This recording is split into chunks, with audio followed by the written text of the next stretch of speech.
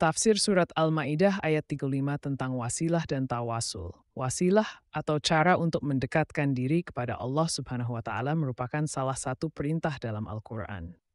Hal itu dinyatakan dalam Surat Al-Ma'idah ayat 35.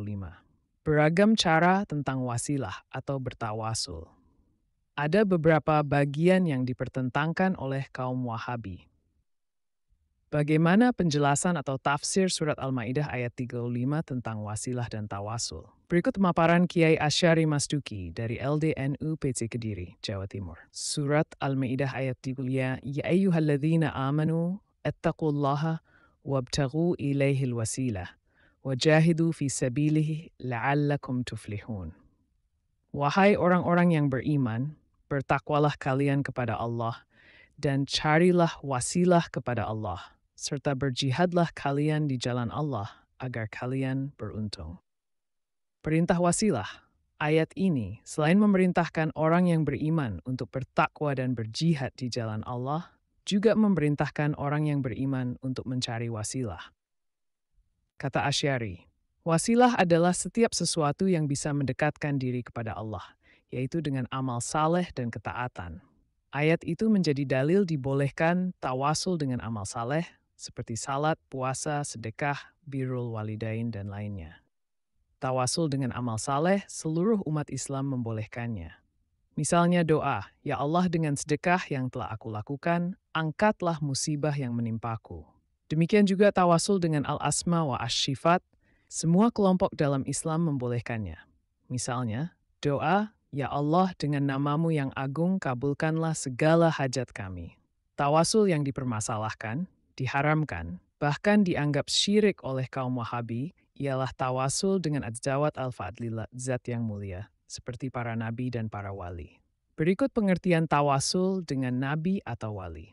Talab husuli manfa'at atau indifa' mudratan min Allah bidhikri ismi nabi atau wali ikraman lil mutawassil lah. Meminta mendapat manfaat atau tertolaknya bahaya kepada Allah dengan menyebut nama nabi atau wali untuk memuliakan keduanya. Tawasul kepada Nabi Muhammad. Contoh tawasul dengan adzawat al-fadlillah. Ya Rabbil Mustafa balagh maqasidna. Wahai Tuhanku, dengan keagungan al-Mustafa, sampaikanlah tujuan-tujuan kami. Para ulama menyampaikan logika terkait tawasul dengan para nabi dan wali Allah. فإذا جاز التوسل بالمفضول جاز التوسل بالأفضل من باب أولى.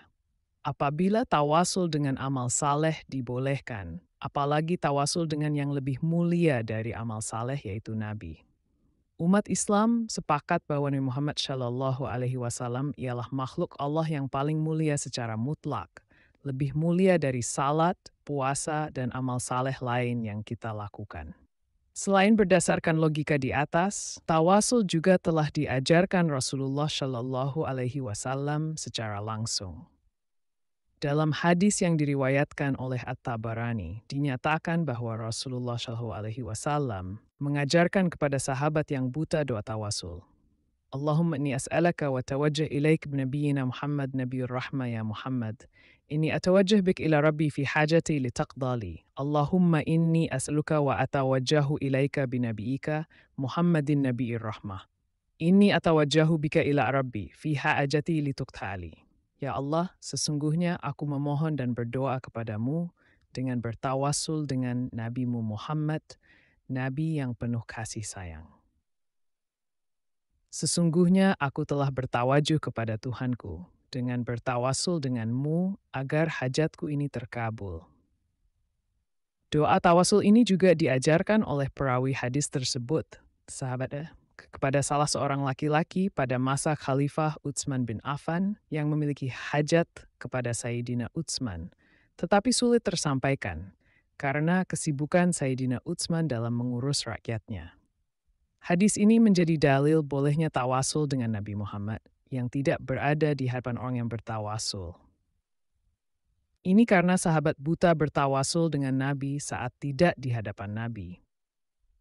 Hadis ini juga menjadi dalil bolehnya tawasul dengan Nabi Muhammad setelah wafatnya Nabi.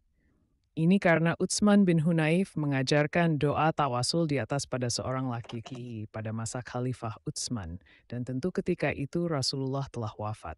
Ketika umat Islam bertawasul dengan nabi atau wali, mereka tetap meyakini bahwa Allah pencipta kemanfaatan dan bahaya. Sedangkan nabi atau wali ialah sebab syar'i dari pengabulan doa seseorang. Dikatakan sebab syar'i karena tawasul ialah sebab terkabulnya doa yang diajarkan oleh syara.